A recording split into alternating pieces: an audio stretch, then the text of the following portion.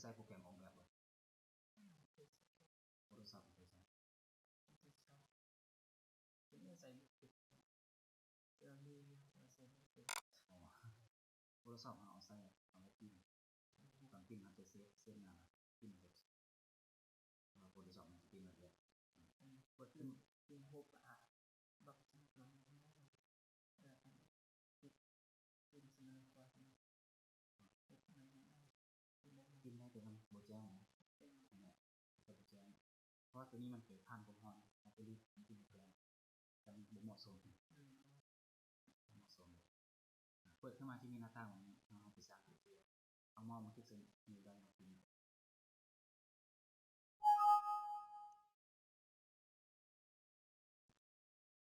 เราก็มาสร้างหน้าที่เอาใส่เป็น AC เลือกเป็นหน่อยเป็นเซนติเมตรแล้วกดโอเคเป็นหน้าต่างนี้ขึ้นมาหลังจากได้แบบนี้แล้วเราจะมาสร้างเส้นขอบเขตก็คือสร้างเราซูมเมาส์ให้ขึ้นตัวเปอร์เซ็นต์ให้ขึ้น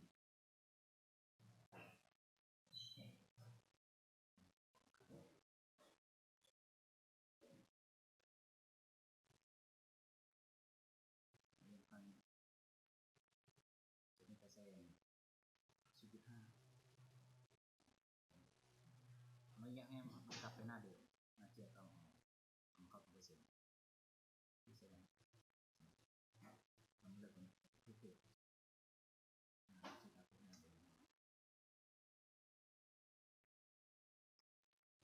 อันนี้ทำมาเขียนตัวหนังสือตัวเป็นยาวซื้อก่อนวิธีเขียนตัวหนังสือมาเข้าตัวเองที่ใช้ตัวเองแล้วที่ใช้นิวันแล้วไปเลือกฟอนต์นี้เส้นสอนมันถ้ามีเวลาเขาเปิดโปรแกรมขึ้นมาเวลาเขาเลือกฟอนต์มันจะช้าว่าโปรแกรมมันหลาย8,400 ไฟล์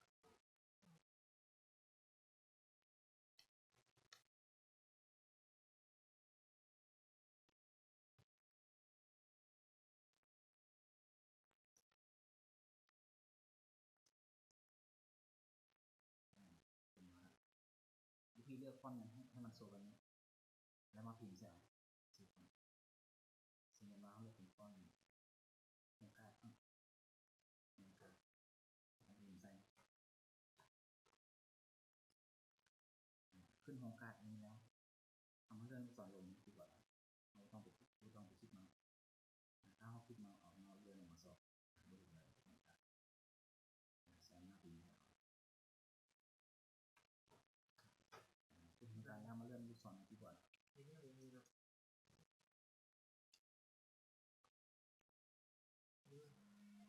ตามที่แปดเริ่มสอนดีกว่าเข้าโครงการใหม่เราเกิดโครงการ348ที่7 3 4 8กด enter นะครับพิมพ์ไปเลยรถอะไรที่แปดให้แปดฝันยังทัน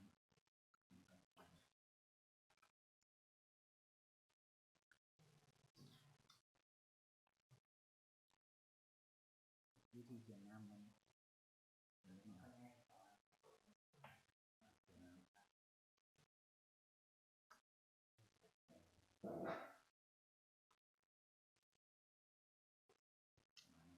เอามาคลิกใส่ที่ถุง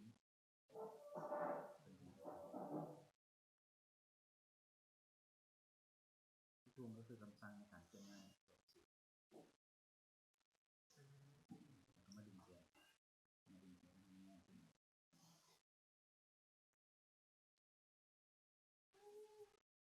ถึงไม่แรงนะ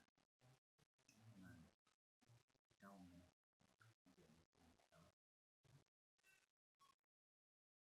หลังจากได้ตัวนี้แล้วเราจะมาวัดแทกกันวัดแทกลงสูงก่อนวิธีวัดแทกแม่นเอาใส่สี่เหลี่ยมมาวัดแทกที่ใช้สี่เหลี่ยม เข้ามาวัดแค่ตัวที่มันเสมอกันเช่นว่าตัวขอตัวบอตัวหอตัวที่มันหางยาวเช่นว่าตัวงอสลายบอหรือตัวปอวตัวซอวอวัดแค่วัดแค่ตัวที่มันเสมอกันนั่นสังเกตเรื่องเมาส์ที่เป็นไม้บอกนะประมาณนี้คลิกเมาส์ซ้ายปุ่มลงมามันจะเป็นบล็อกสีเหลือง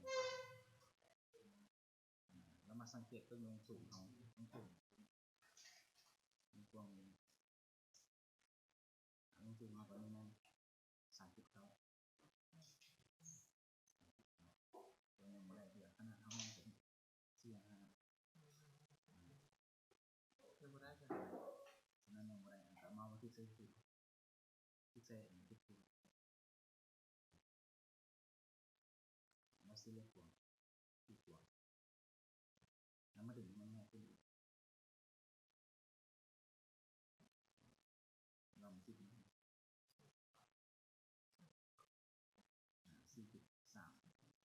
43เนี่ยอะไรที่มาซื้อเล็กกว่าดึงดูทำมาที่คิด48ก็ถือว่าได้40ขึ้นไปได้ 7ขึ้นไป ลงมาบ่ได้ มันจะมันเป็นสี แต่ละตัวเห็นแบบนี้ตัว ป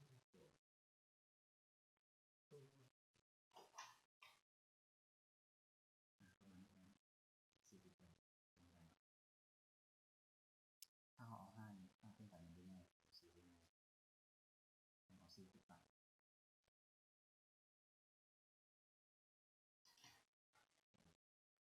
หลังจากแล้วลงสุ่มเนาะลบพิมพ์เลย มันแทบจะเป็นสระเนาะสระบ่ได้เป็นครับ ลบพิมพ์เลยเป็นนี่เลย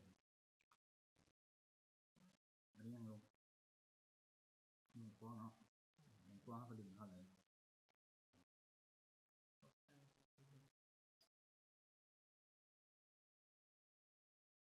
แล้วสังเกตเวลาดึงต้องสังเกตดู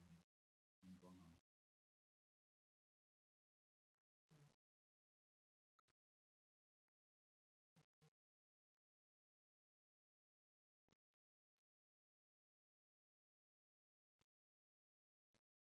ว่ามันเกิน28ก็คือ30ขึ้นไป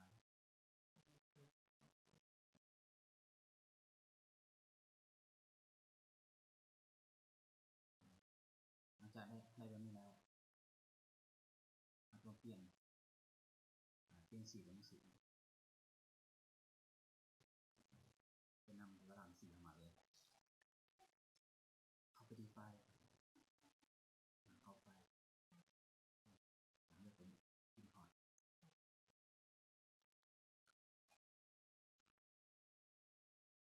ของเราจะเซฟไว้ในหน้าจอ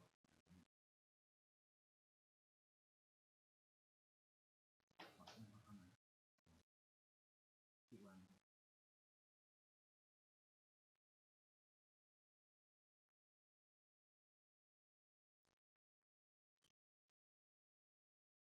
แล้วเมื่อเลือกเครื่องมือจุ่มสีเอามาจุ่มได้สีแดงนี้ก็ตามนี้เลยไม่ได้สีดำเนาะสีดำเขาแนะนำเป็นเบอร์3เบอร์3เบอร์4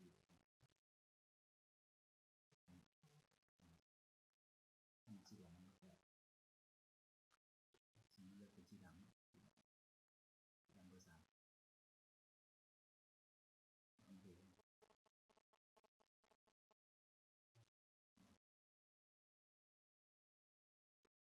เดี๋ยวเอามาที่ใส่ที่ถูกแซงเป็นยังบริษัทยังเราพิมพ์เลยแล้วก็แต่งไม่ถูกนะไม่สุดนะคลิกจะตัวหนังสือไปเนาะมาเข้าไปแล้วมาเข้าไปเด็กเนี่ยตัวใดตัวนี้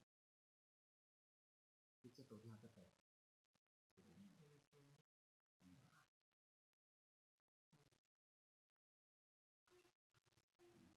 จับดึงมา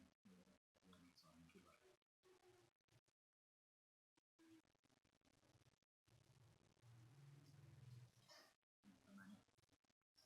คือการเนี่ยสนาเราตัวนี้เราต้องมีอะไรในฉะนั้นแล้วเราต้องซื้อเล็กกว่าถูกกว่าถ้าไม่ที่เคยเนี่ยบ้างเลยเนี่ยคือตัวนั้นฉะนั้นต้องเลือกเอาแต่ไปแล้วการนี่คือแล้วก็เป็นอย่างปกติถ้าไปดึงเอานอกไปดึงจะลดเสมอ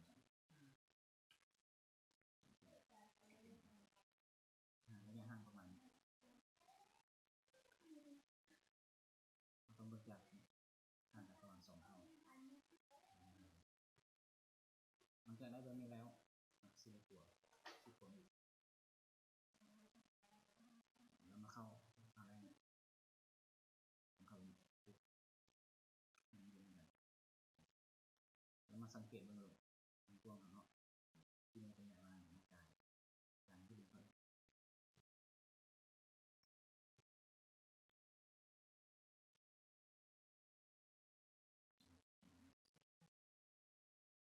แล้วก็มาจัดเสื้อเจียว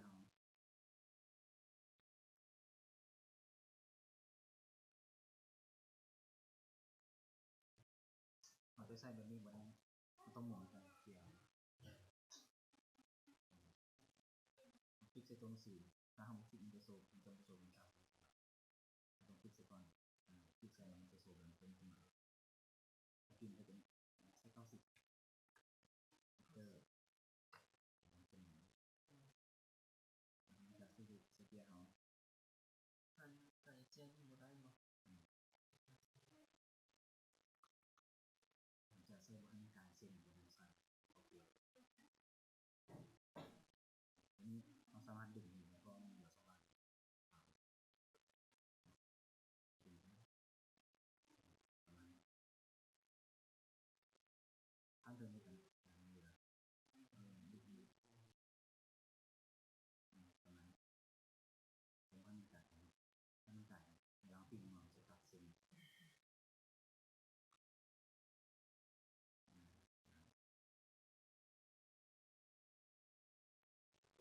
มันยังเหลือสว่างเหมือนเนาะเขาจะใช้ตัวเลข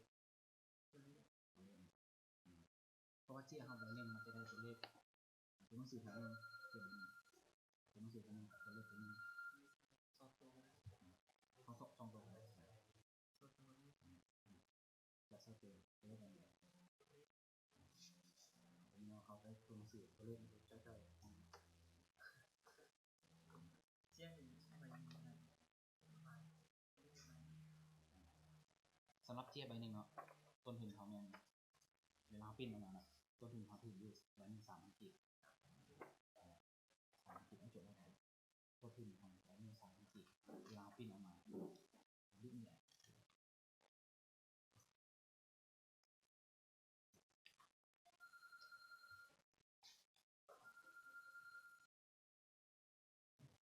อันนี้มันเขียนตัวเลขใส่ตัวเลขใส่ในใบติ๊กใส่ตัวเองติ๊กใส่ในใบเขียนมาเลือกก้อนเลือกก้อนก็ก้อนตัวอย่างเนาะ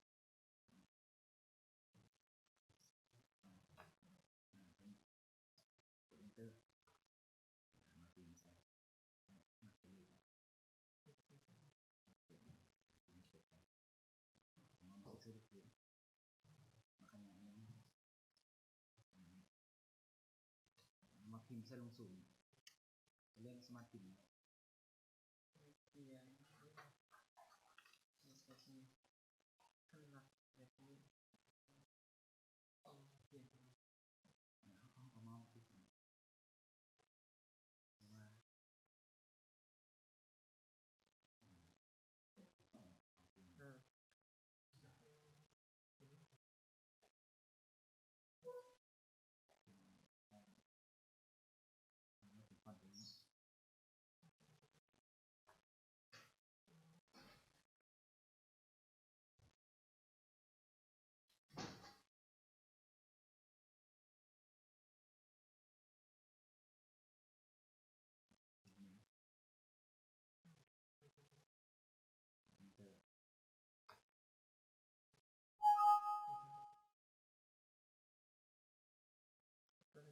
จันทร์บ่ที่มันซื้อ แล้วมันซื้อนี่เขาเบรกก่อนเปลี่ยนหมดแล้ว เรียกว่า ต้องเปลี่ยนไปตอนยังไม่ได้เบรกบนนี้ประมาณ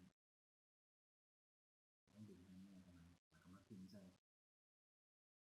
25ลงสูง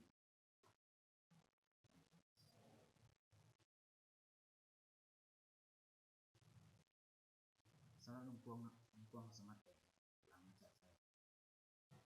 มันสามารถดึงประมาณนี้แต่ลงสูงไว้ให้แปะยังอยู่25เขาเป็นขนาดมาตรฐาน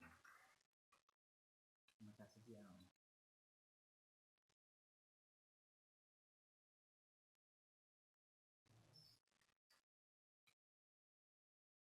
เพื่อว่าตรงโจงวาง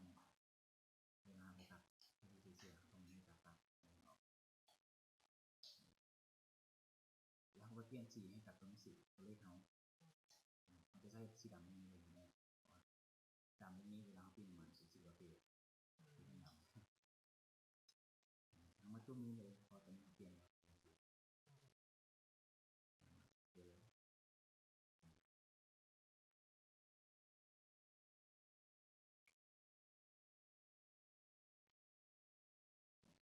หลังจากได้ตัวนี้แล้วมันจะเซฟ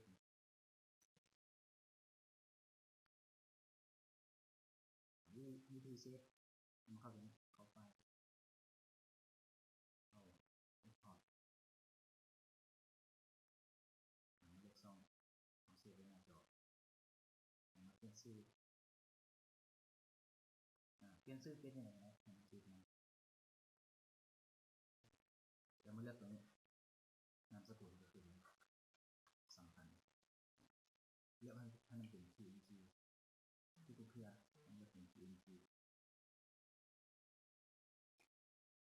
ที่ใช้เอ็กพอร์ตเลย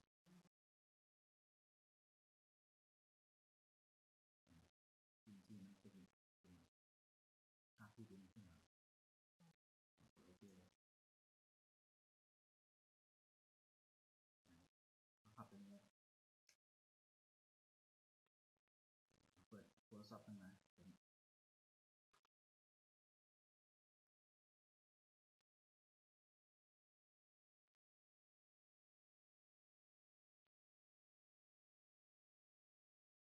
เป็นไฟล์เป็นการเซ็น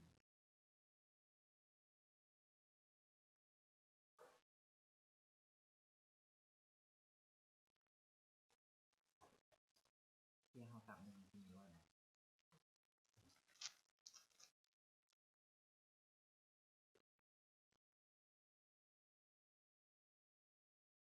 เปิดขึ้นมาที่เป็นนี้เอามาเข้าเป็นตัวต่อไปโอเค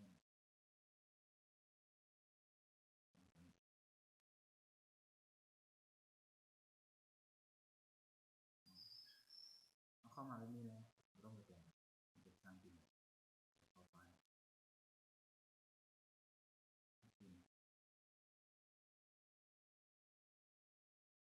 เลือกฟิลเตอร์เขาวิธีเลือกฟิลเตอร์มันก็มีนี่เราฟิลเตอร์เขามีให้เขาปิดสตาร์ทมันก็เป็นดีว่าฟิลเตอร์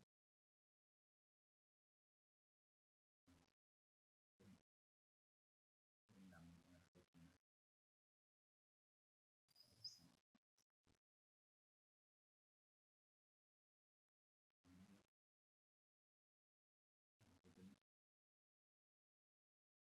มาเข้าเป็นอินเซตติ้งมันเลือกเป็นงานเป็น AC มันเลือกเป็นF3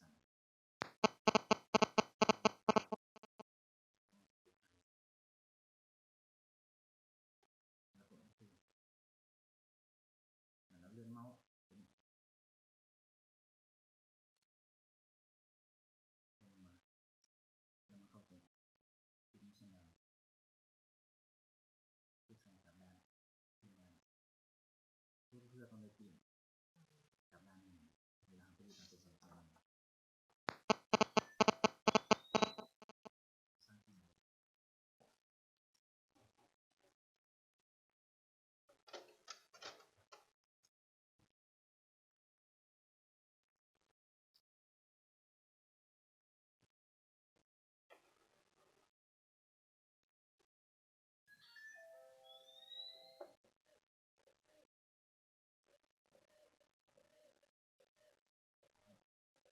ต่อตรงสีโค้งเราก็ใช้ตัวเอมาเขียนครับ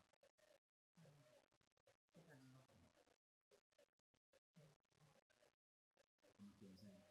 เลือกฟอนต์อันนี้เลือกเป็นฟอนต์หนึ่งน้ำสอง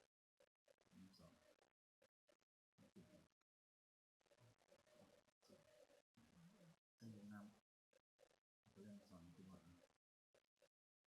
น้ำสามห้าเจ็ดแล้วเลือกนี้โอเค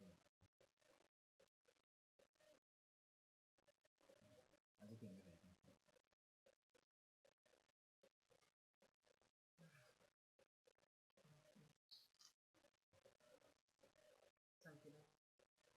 ทีนึง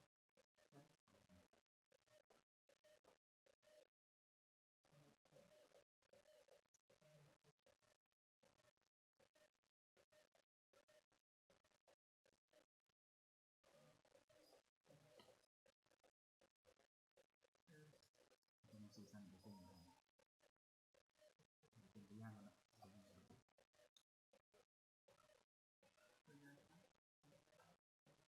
สมมติเราพิมพ์ตัวงอเป็นอะไรเราพิมพ์ตัวงอปุ๊บเหมือนกับขึ้นกับขึ้นเลยดูว่าทำงานที่เราทำดีเป็นตัวคนอื่นมันทำงานตัวเซ็ตเป็นยังไง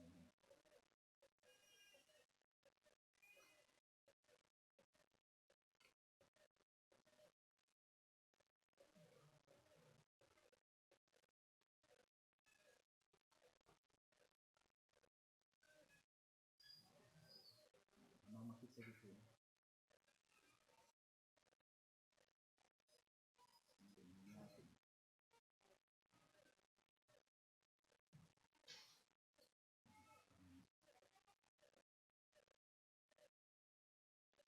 แล้วก็มาให้ที่เขา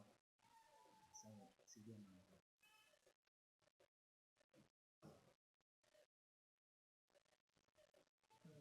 42 44ไม่ได้เป็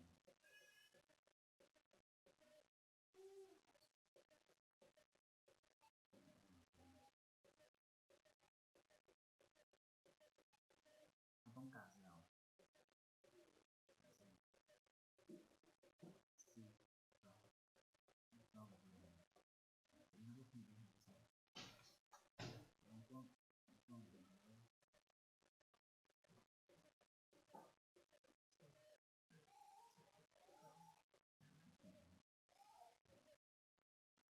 ราเปลี่ยนสีกับเปลี่ยนสีเขาไฟล์อินพอร์ต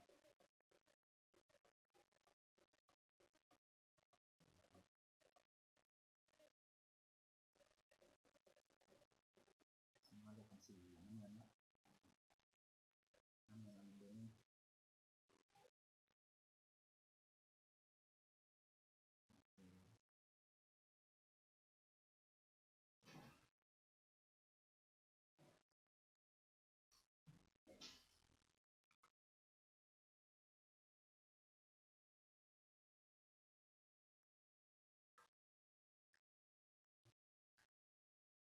เราไปโค้งต้องโค้งก่อนลูกฟ้าแปลงเกียร์ช้าดีโค้งมาใส่เหมือนใส่เหมือนดึงมาซ้ายเท้าแล้วดึงมาซ้ายเท้าดึงสังเกตเรื่องพวงสูงพวง3.6สูง16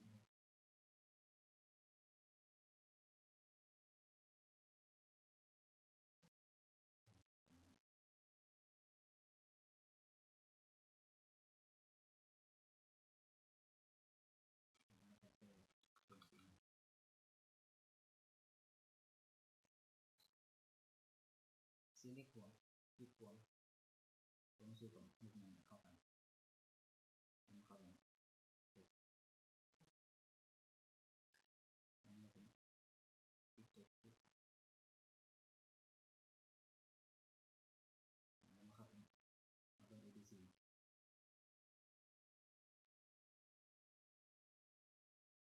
เลือกเป็น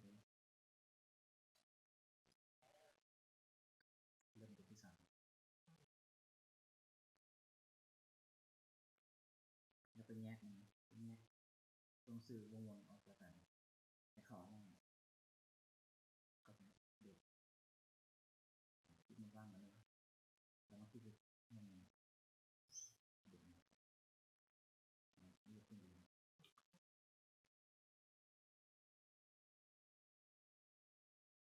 แล้วมีแต่สมาธิที่จะต้องสื่อจะเขาหน้าเขาบุก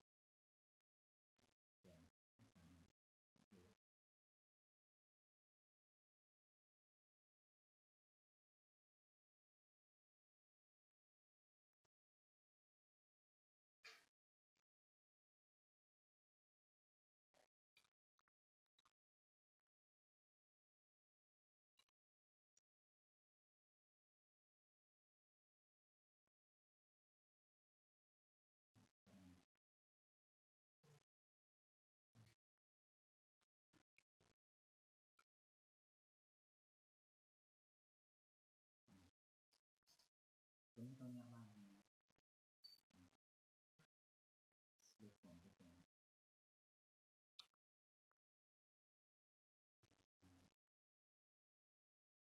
สำหรับตัวหนังสือโครงต้องทั้งสองครับ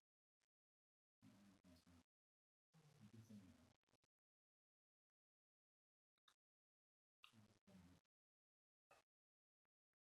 แล้วสิเลือกบอกเขาอะไรเขาคือ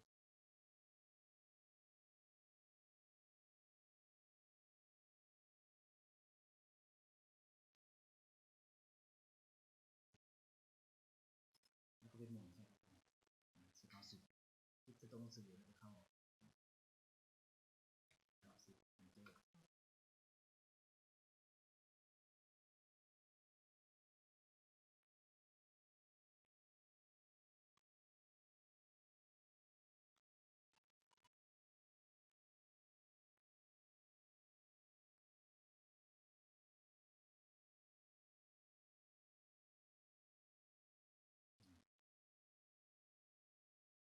มาพิมพ์ไปเลือกใช่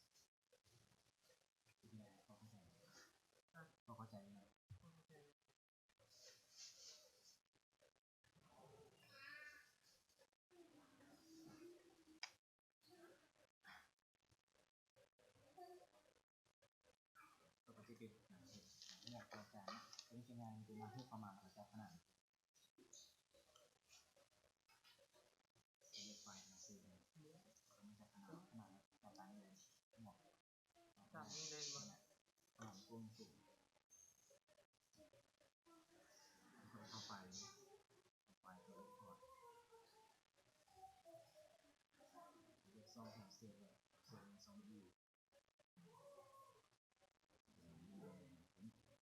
ผมเสีย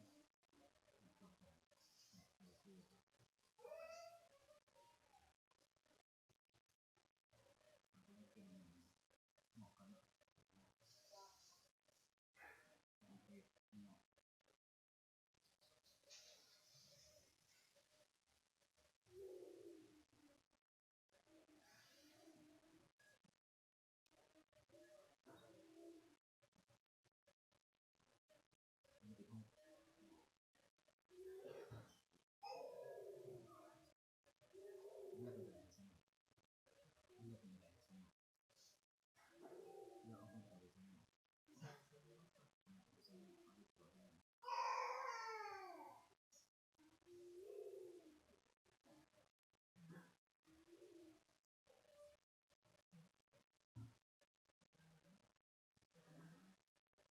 ตัวใดงาม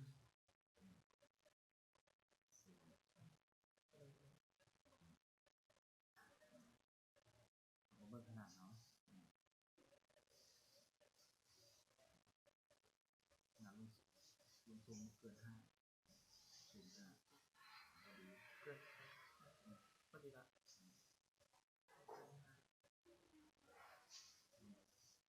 ลงเกิน10ค่าใช้จ่ายที่แรง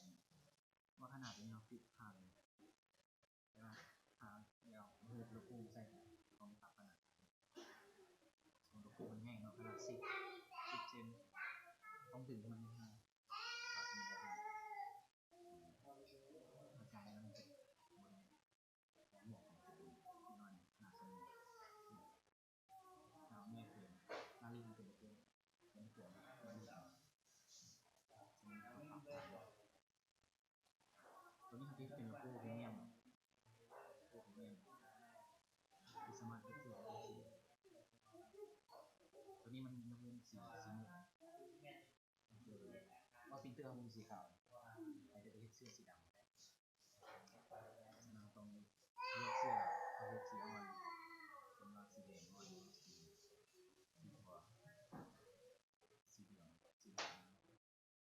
สีขาวเหมาะสม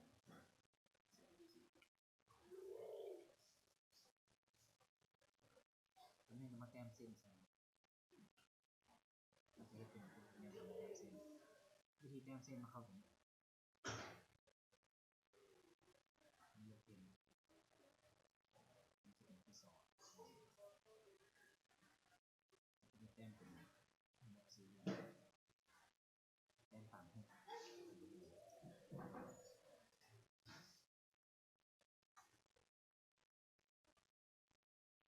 ผมเลือกคลิปสปีดนี่ก่อนเรื่องมันคลิปสปีดนี่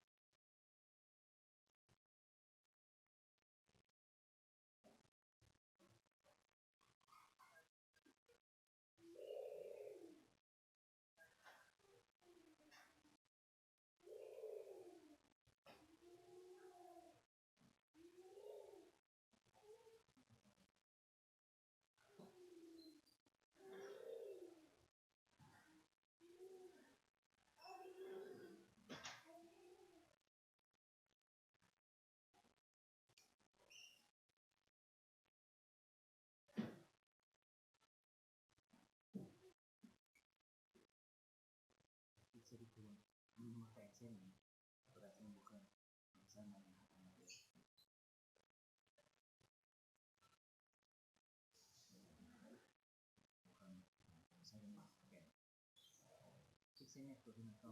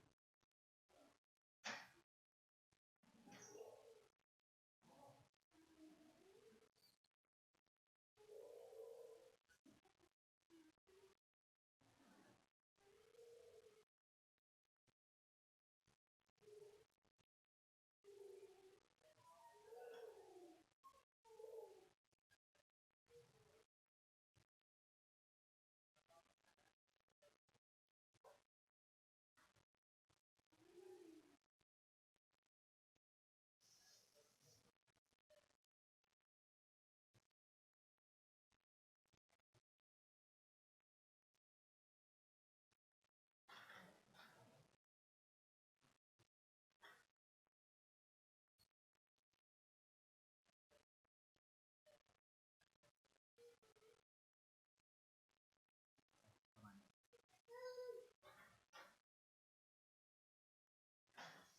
กินเส้นเป็นแดงกินมา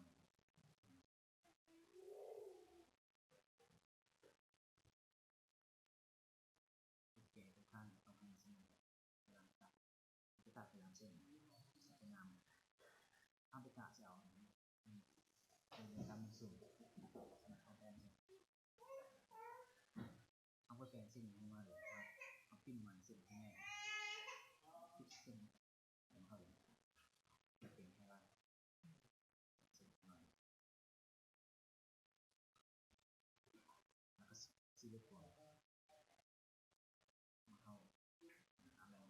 เข้าปุ๊บมันดึงมา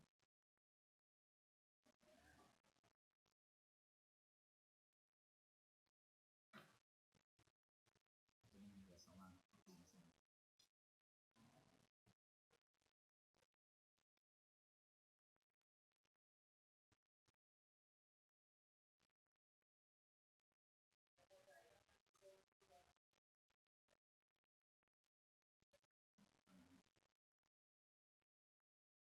ก็จะเห็นหมวกตกอย่างนี้เป็นอะไรอย่างนี้ถ้าเป็นหมวกเดียวนะหลักเป็นอะไรหมวกแล้วหลอกเข้าไปเราไม่พอไป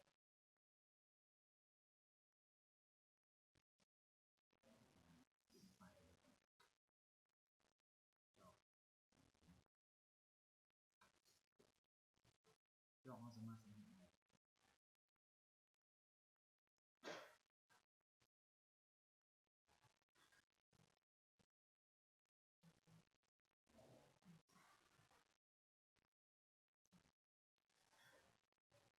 เราว่าเบิ่งขนาดคนคือจอคือตัวนี้มันเ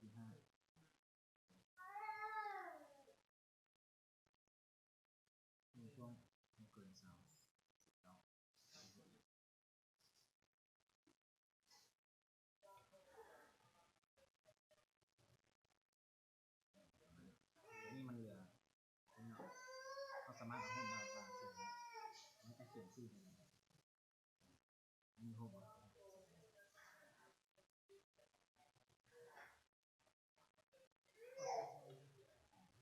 ก็ไปซื้อโฮมมาที่ดู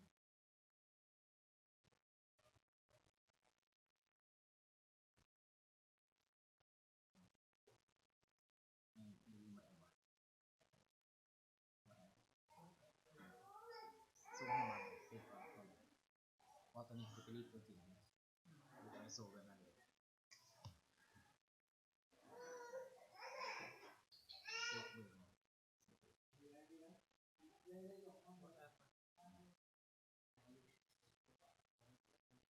ตัวเองครับและนำห้องคนเลยเข้าฟังเข้าดูคอนเสียงหน้าจอ ความพกมือใส่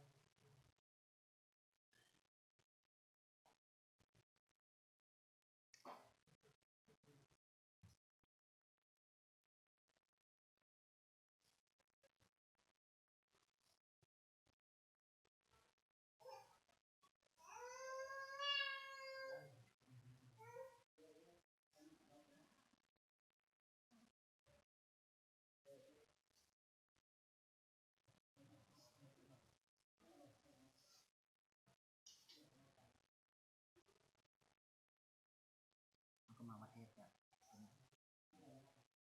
มาแปลงเสียงใช้เป็นก็ใช้เป็นการห้องคำ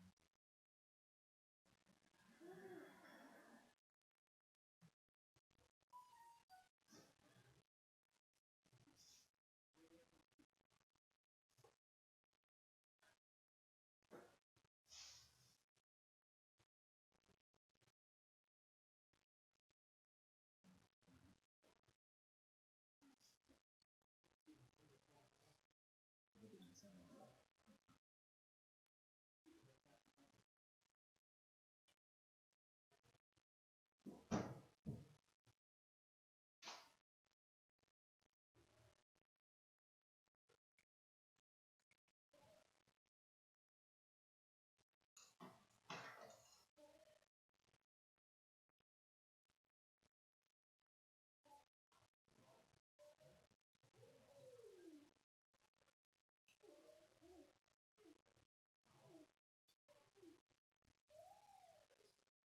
จะได้ประมาณแล้วมาตัดเรียกตัวเป็นโซ่กับตั้งคนขึ้นมาเอาตัวที่สาม1 2 3ตัดขึ้นมาลงก็ลบขึ้นมาใส่แซงเจาะเอาสังเกตเรื่องหกเยอะเลยนะคำก็เยอะเยอะเยอะอัน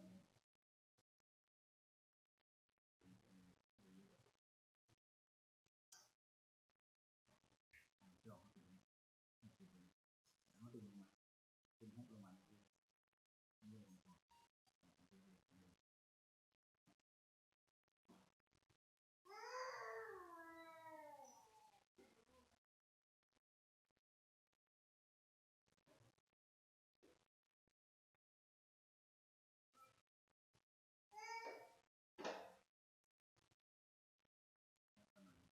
ๆซีเรียส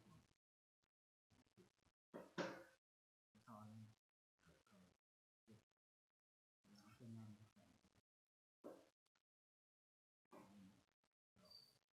จานเนี่ยจานเอาไฟเอาดีพอร์ตโอ้ต้องเห็ดไฟก่อนเซอร์มาส่งดี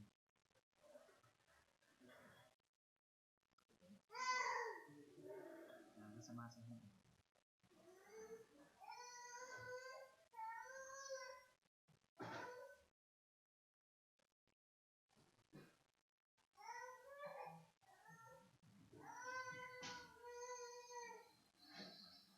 เบิร์ขนาดแทนเขาแทนทุกด้าน95ครับ95พอดีเลยเอาให้ก่อนเป็นวงเงินอันนี้มันเป็นซีเรียสเป็นม้วนม้วนทางซ้ายม้วนมาแทกเลยถ้าเป็นซีเรียสใช้ซีเรียสมาแทก ชื่อที่นี่คือมาเซ็นเตอร์กดชิปตัวความรู้ภาวะที่มาสร้างทางก็ต้องการสายนี้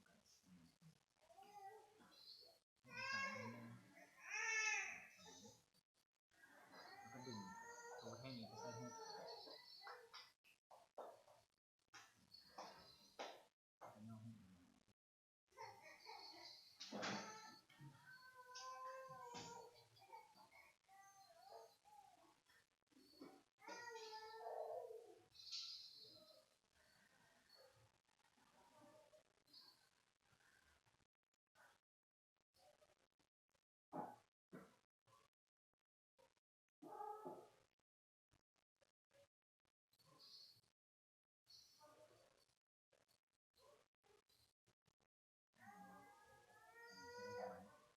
ซีเล็กหลวงวิธีตัดตอนตัดต้องให้คุณตัวเส้นที่ยืดหยุ่นตอนยืดหยุ่นตัดดอก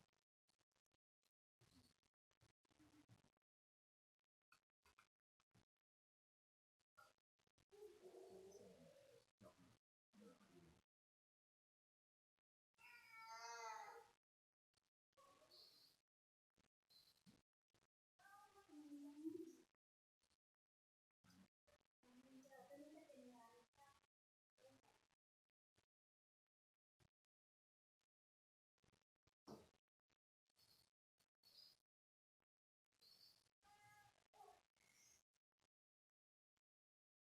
กระซีเล็กหลวงเข้าข้างแรกเข้าปิดปิดแอบแห้งเจียว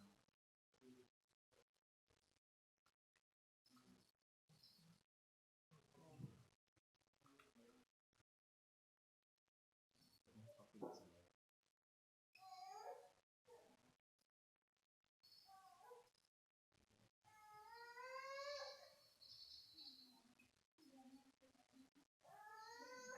ตอนนี้มันเหลือ2 วางเนาะเหลือ2 วางเอาย่างเสียเกียร์เราคุมก่อนใส่แล้วเข้าไปเอาอินพอร์ตไปเลือกช่องเราเซฟโลโก้ไว้ไปยืนช่อง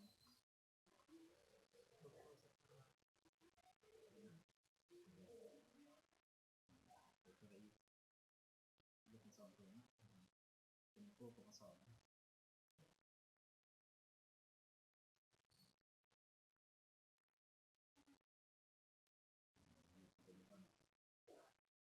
สำหรับโลโก้ตัวนี้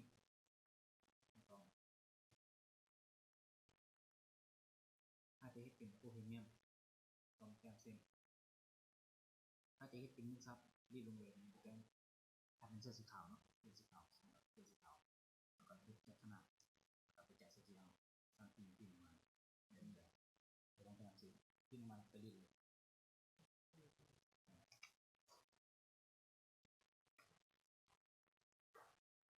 เราปรับขนาดเขาขนาดของตัวก่อนถ้าเราปรับนี่เลย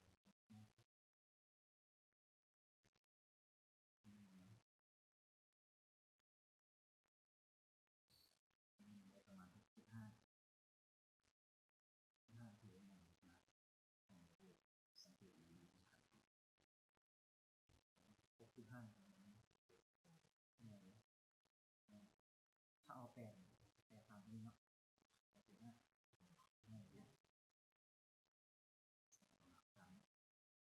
ต้องมีมาตรฐานเนี่ยเดียววิธีแต้มเส้นมาเข้าตรงนี้ของเราทำเป็นลายซิกแซกถ้าเป็นวงมวลก็ใช้หมวดเลยข้างในเนาะก็ใช้หมวดแบบถ้าเป็น6 สี่เหลี่ยมก็ใช้หมวดแบบเราใช้เป็นก่อนเมื่อเลือกปิดไอ้ตัวนี้เข้าก่อนนะเลือกตัวนี้ก่อนเลือกตัวนี้สมาร์ทโฟนนี่โฟนเลย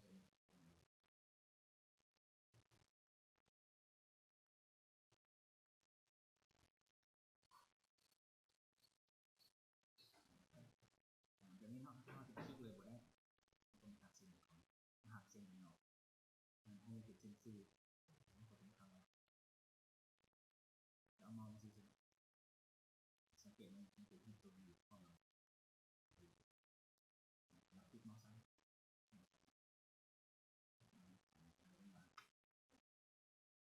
จะตัดเซนซีก็เลยจะเป็นทั้งคู่ที่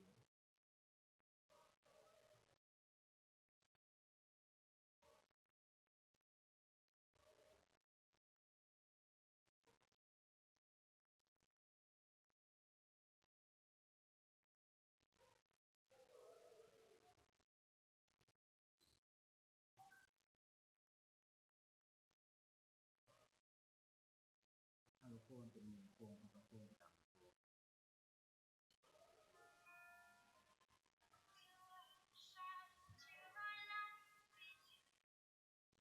รอโดยนั่นแหละโดยไม่นอน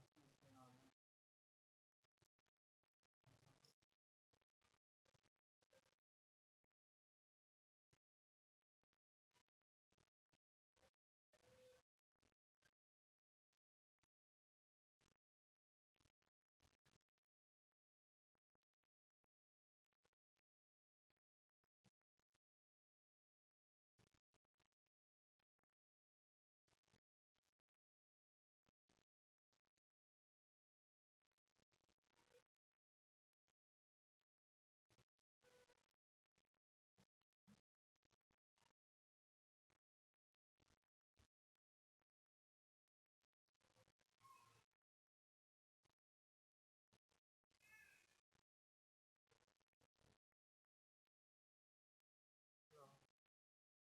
แล้วก็เกิด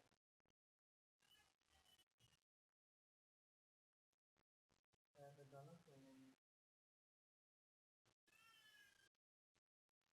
ม่รู้ว่าจะฟ้องอะไรบ้างอยู่แต่ละ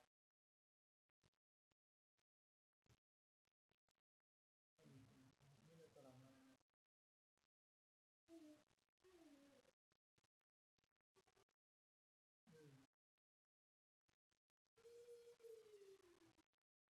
มันต้องบริษัทจริงไอเดียผู้มองคอยนะ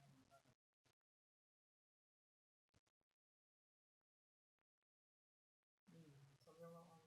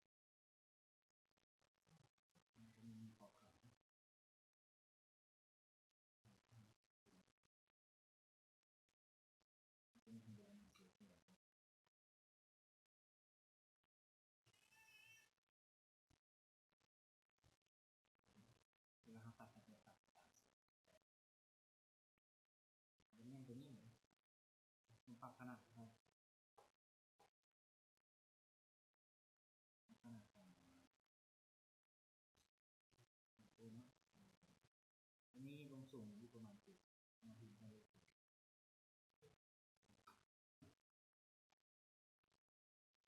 นี่เป็นตัวที่เราแต้มเลยแล้วคุณจะได้ตัวแต้มไปตามแก่ทุกหน่วยจะให้มาสนุกวิธีแต้มก็จะเป็นแต่ละนึงจุดอยู่ตรงนี้ถ้าจะโค้งก็ต้องมองขาสาย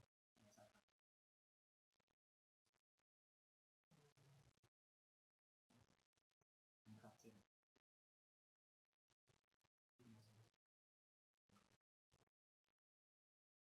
ฟังเสียงใช่สมองติดซ้อนโอเคแล้วก็ ทำการเซ็นกดตรงนี้เราเมาส์จริงจริงเนี่ยมันเปลี่ยนที่ตัววีมันเป็นคลิกเมาส์เป็นเมาส์ที่วางตรงนี้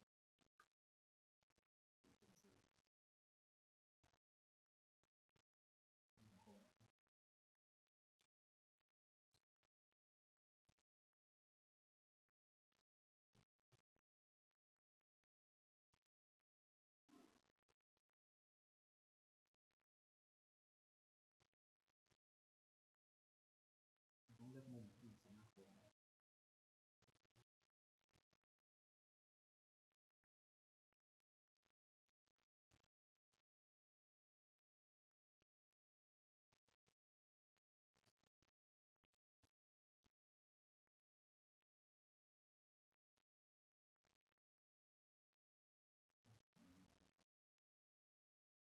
แกนเรา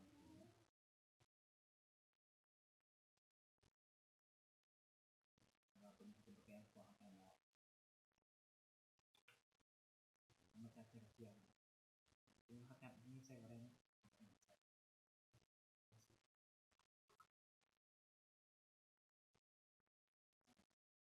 มาตัวแทนที่เป็นเราเป็นใส่ที่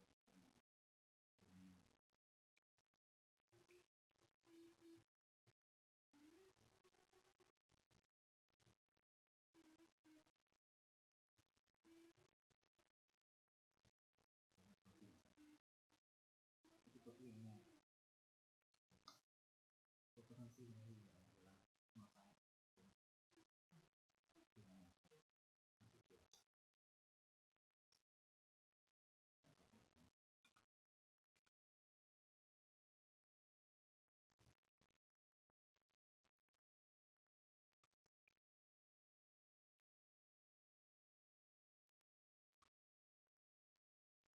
่ไปเรียนได้หลายเนาะเราทำหมวกจอกจากนิ้วโป้แต่ถ้าว่าไปจากนิ้วโป้อย่างเดียวไป12เกี่ยวกับนิ้วโป้นั้นพอกัน